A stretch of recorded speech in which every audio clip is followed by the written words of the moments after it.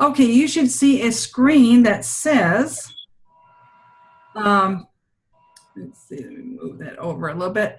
Teaching subject matter with technology. Group 7. You see that slide? Yes, I do. You see it? Yes, I do. Yep. Okay, good. All right, so we'll get started here. All right.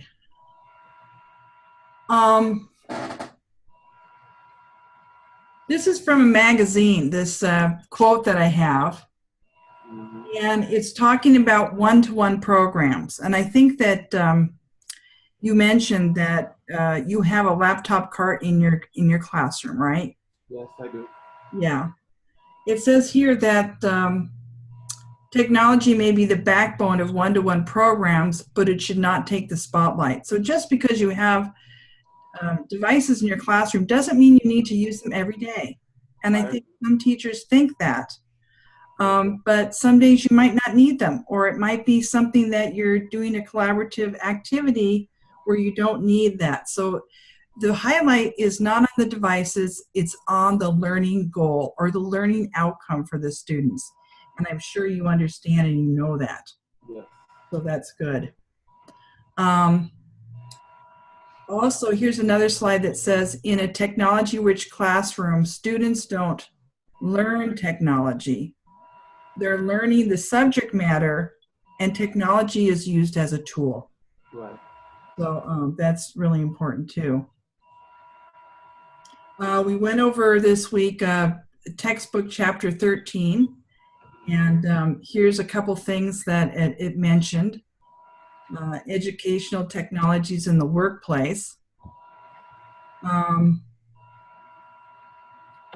What are some similarities and differences between technologies in the workplace and technologies in the classroom? And one thing I noticed, because I have not always been a classroom teacher. I worked as my own business. I was a graphic designer. I worked for an insurance company. Okay. And so I saw technology being used in the business world. And then I came over, and later in life, I became a teacher, and I noticed that in general, the schools are behind the businesses in technology. Okay. For example, even in the grocery store, they use scanners and they beep things, and they, have a electronic inventory and things like that. And schools have not been doing that as long as businesses.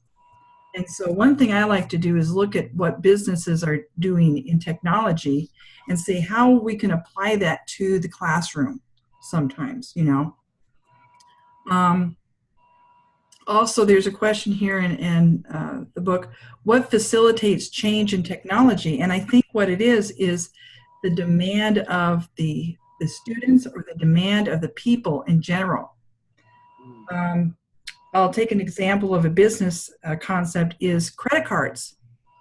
Credit cards used to, I don't know if you remember this, but back when I worked in Sears, you put the credit card on a machine and you put a paper over it, and then you went, and it would make the imprint of the number on the paper, and then the customer would sign the paper. And that's the reason why the numbers are raised, or used to be, not all of them are anymore, raised off of the card. Nowadays, I just heard on the news that they're going to eliminate signatures on MasterCard and not Visa yet, but on MasterCard, no signatures. And that's just to, because the customers are getting tired of signing everything. And so there goes another security measure. They must not be checking the signatures anyway. That's what I figure. And if you lose your credit card, it's your responsibility to report it to the company. So the demand of having customers say, I don't like to sign it, it eliminates a step. So the same thing in education. You can think of things that students might do that say, okay, I might need, we need to have the papers, presentable, and we want to have electronic portfolio. We want to have students' work that we can see from year to year. So the demand was for students to get laptop computers or some source of way that they can do things digitally. And then it got to the point where the testing services, that's the last thing, they want everything digitized. So now students have to take their standardized test on a computer, which has, has also justified change in technology. Go a little bit on chapter 14. It says designing technology supported learning environments. And one thing I like to look at is technology that supports special education students. The reason why is a lot of the things that are available for special education students are actually applicable to all students to help them learn. Sure. And so it's important to be aware of the devices that are out there. And you can just Google special education devices for students to improve their listening skills, for them to see things better, everything. And it's really it's really astonishing to me what new devices are coming out every year. But then again, it goes back to saying we're not focusing on devices, we're focusing on learning, the learning goal, but the devices are only a tool for learning. Another thing that's been emphasized, especially in the last 5 years, is getting children to use their higher level thinking skills. So instead of just choosing A, B, C, or D, and I remember when I was in school, most all of my tests were multiple choice. Science, math, social studies. Right. It was easier for the teacher to grade. That's right. And really, I never really had to write anything down or, list how I was thinking about, say, a scientific process or how I was solving a math problem, and now there's writing and math. Students are I don't know if in your class, but the last few years when I was teaching math, we had the students have a math journal. Yes. And we would write things down about their ideas about solving problems. Okay. And how they came about coming to the answer. And that's very good for students to think about how they think. It's metacognition. Right. So that's really important. Okay, so that kind of summarizes a few things that you read about. Now, for the discussion this week, it says identify a type of diverse learner that has not yet been supported with technology instruction at your site. And for an example, I had a student once. It was unusual. I had a student who was a small person. Some people used to call them midgets, but she was a small person. Okay. And I had to know how to accommodate for her and her needs. And because of her size and everything, there were a lot of things that we needed to adjust in the classroom, such as her desk, her chair. And I also needed to prep the students so that they would treat her equally. And through the year, I still kind of get teary-eyed about this. I just couldn't believe how much love and support those middle school students gave this student. Right. And she was very bright, and they always gave her a chance to answer and to listen to her answers. And so you might have a student in your class that might have a special need. Maybe it's not English language, or maybe it's something else like, my student was, that you can think about, even ways that you can rearrange the classroom to accommodate that student or modify their worksheets. Maybe you need to enlarge things. I've done that for certain students, or whatever it would be. And it doesn't have to use a device, an electronic device either. Okay. Sometimes it's just modifying what you do to meet the needs of that student, if you understand. Yes, I understand. Can you think of a student, you don't have to say it out loud if you don't want to, but can you think of a student in your class right now, Christian, that might need a little special help? As of right now, no, I cannot. I need to spend some No, time. okay. If you can't think of one, that's okay.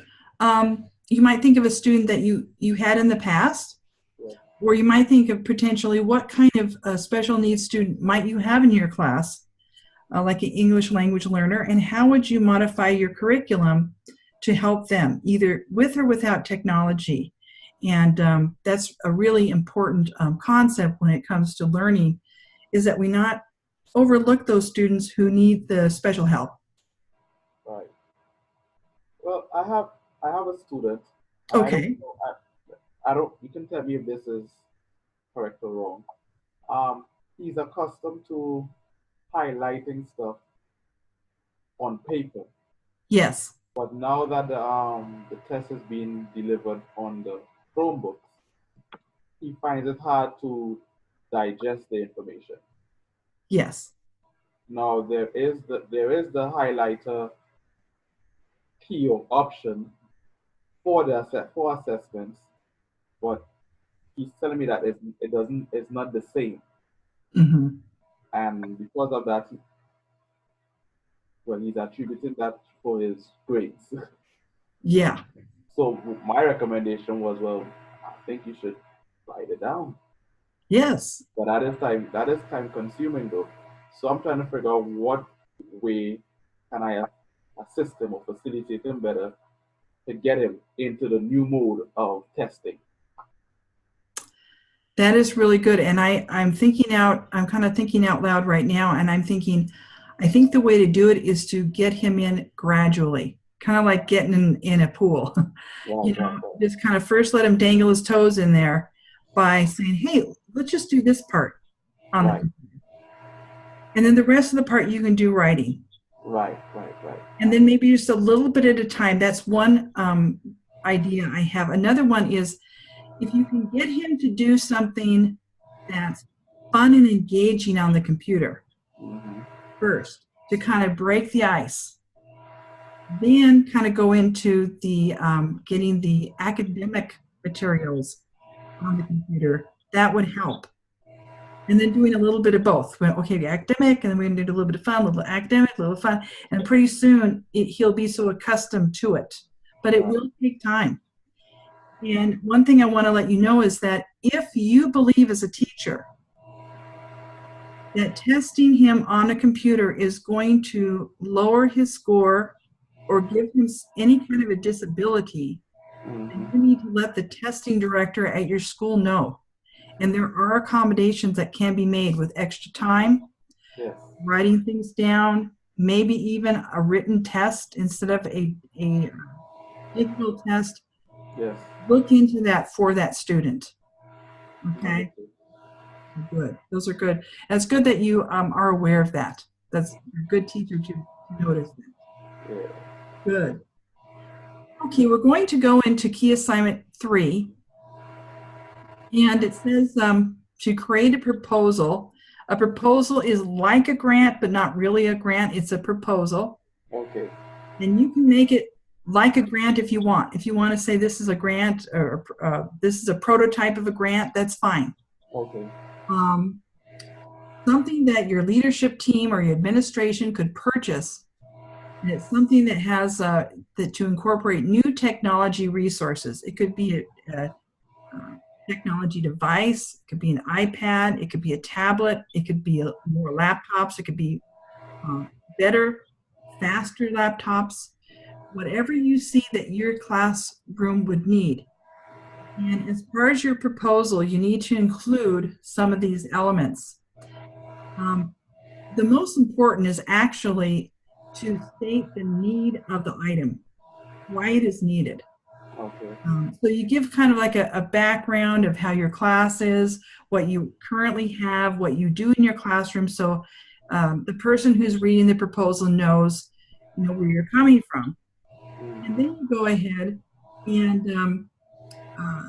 you find out what are some of the things that are barriers to their learning.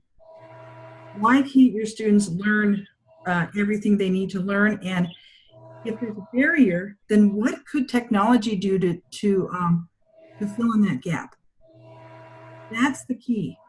And if you can state a reason why your classroom needs that technology, then you've got it. You've got it in the bag.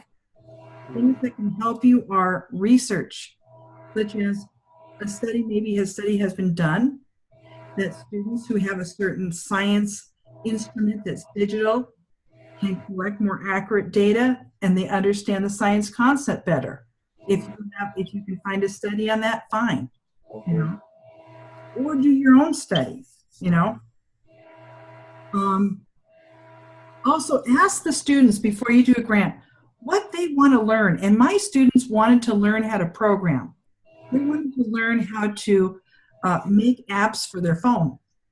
And because I asked them that, I actually did get a grant to get computers so that they can make apps for their phones. Right. And we started a new course at our school, a computer science course.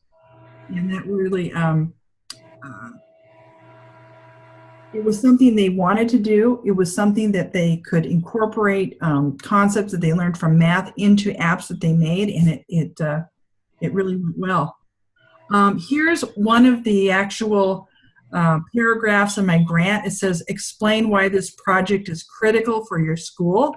Yes. And I found a fact that says women earn only 12% of computer science degrees.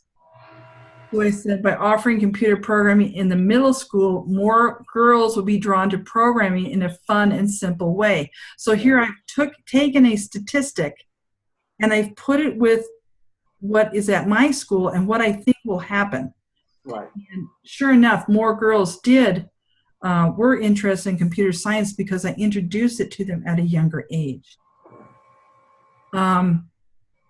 We already went off research-based justification.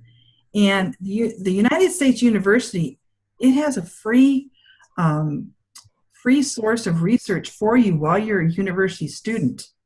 And did you know that you can go online and there's a whole plethora of the whole library online that you can access. Yes. And so be sure to look into that as you do your research. Okay. This says a little bit about the United States University Library. They have a 24/7 support program with databases, and the person to contact is Catalina Lopez. So if you have questions with how to access information from the library, you can get a hold of her. Okay. And I've talked with her, and she's really a nice person. I met her in person. She's so helpful. And there's another thing about the virtual librarian, which is great. I wish I had this when I went to graduate school. Jeez. Description of the technology. So you need to specify, if you want a tablet, you have to say, I want this brand, this size. I want it to have, this model. Everything needs to be specific. One time I put in for a grant, and what happened is that the specific model was discontinued by the time we had funding. And so what I had to do is write an amendment. An amendment is an addition to the grant and have it approved by the grantors that they would substitute the new product in place of the old product. So I know that things change, but remember, you can always write an addendum. Who is going to coordinate the whole thing? Probably you. And what measures will you take for success? So I had to do surveys before and after we implemented the technology. And what I did is I made my own survey of how many girls wanted to do computer science before we had the new devices, and before I taught how to make apps, and after. And there was a significant increase. And I was able to report my findings. And I did it through SurveyMonkey. Have you ever used SurveyMonkey? Yes, I have. Yes. Yeah, and I just did a simple 10-question thing on SurveyMonkey and had the kids take it and compared the results, and that was all I had to do. It was really simple. You need to have a timeline, and as you saw in my example, it doesn't have to be real extensive, but it can be January we're going to do this, February we're going to do this, you Right. know, some goals of things that will be accomplished by that time. And maybe it will be that you'll give the survey in January, and then you'll have the equipment up and ready to run in February, and then maybe in May you'll do a post survey or whatever it will be. Let's see, here's my timeline here. You can see how I had it by month. So that kind of gives you an idea of, you know, training. You have to have a training plan. Who will be trained? Who's the trainer? And how much will it cost? Usually, grants don't. It's hard to justify being trained for something. Usually, I've had to train myself on how to use these devices and how to do things. Correct. But you still put in the fact that you're willing to do that. And then you will train yourself, you will watch tutorials, you'll do what it takes to become an expert and teach the kids how to do that. I just want to mention here that projected outcomes and assessment plans, you can do a survey, you can do, there's certain benchmarks that you can do, such as by so-and-so, each kid will have made one app and it will be a math app and they will have been able to code 10 lines of code. And that's a benchmark. And if you can get 80% of your kids there, that's good. So think about what your benchmarks would be. I'll let you read that over on your own, but I had several measures that I'll read the fourth one. It says, evaluate student projects using a teacher-created rubric based on the new Common Core technology standards. And I said 80% of the student projects will score above 90%. So not all the students, you know, you have to have like a percentage. What percentage of students will do what, by what time? And see, that gives the person who's putting in all this money hope that real measurable outcomes will happen because they gave you the money to buy these devices. I understand. Okay. All right, here's just a chart that I put into my grant. You just kind of look at it. I got it from somewhere else and then quoted it. A budget. Your budget, you can just say about how much the items will cost and multiply it by whatever. Doesn't have to be. More students. I had requested $53,000. I was actually awarded more than that, which was nice. And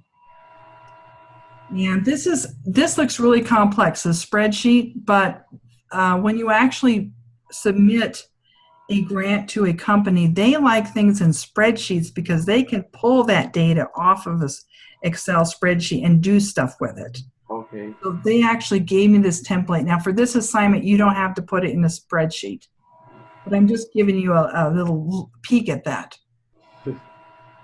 And then I give you a link to the Department of Education, some resources that you have. Future Ready Learning. This is a department that has grants that are for schools that you might want to look into for technology. I'll skip this one. Actually, this is our last slide. I don't know why I put that in there.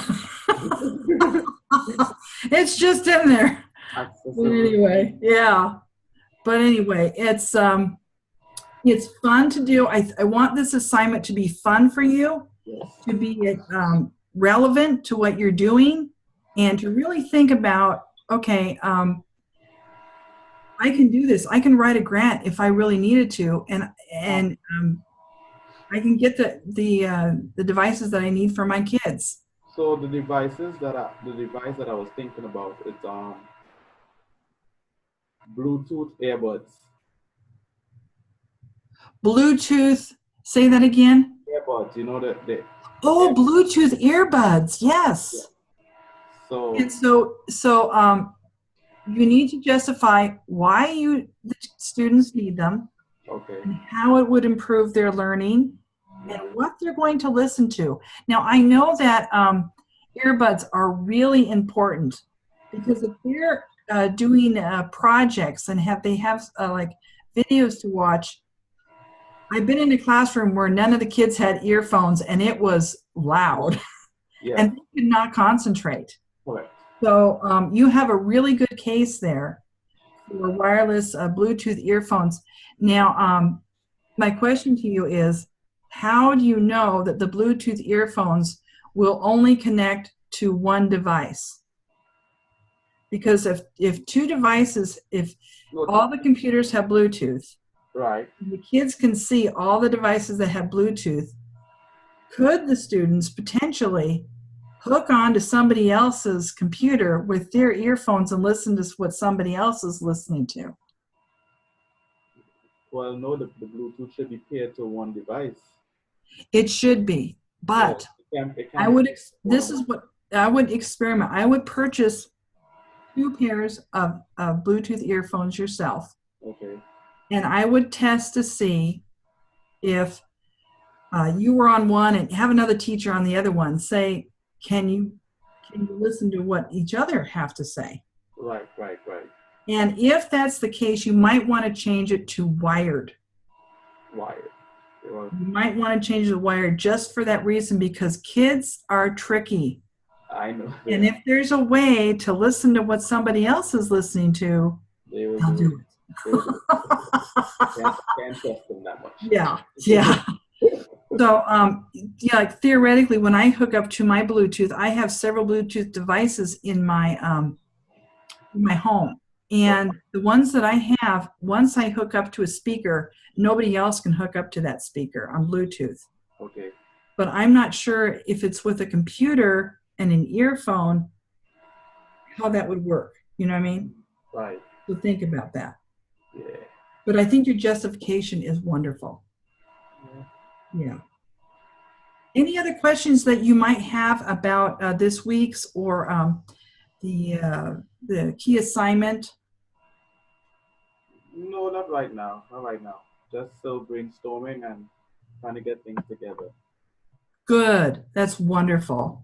Okay, I'm going to end this webinar right now. Let me stop the recording.